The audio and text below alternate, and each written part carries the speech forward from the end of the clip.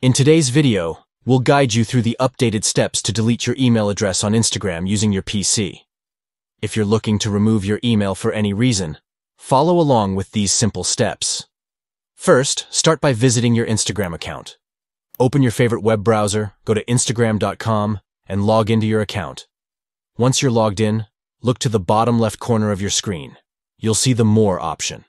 Click on that, and then select Settings from the menu that appears. Now you're in the Settings section. Here, find and click on Account Center. This is where Instagram manages your account information, so it's crucial to navigate here next. In the Account Center, click on Personal Details. This section will show you all your personal information linked to your account. Next, look for the option labeled Contact Info. Once you click on that, you'll see your email address listed. Click on Email Address, and this will open up the email management options. Finally, to delete your email, simply click on the Delete button.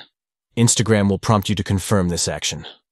Make sure you read the message carefully, and then confirm that you indeed want to delete your email address. And that's it. Your email address has now been removed from your Instagram account. If you found this video helpful, don't forget to give it a thumbs up and subscribe for more updates. Thanks for watching, and we'll see you next time.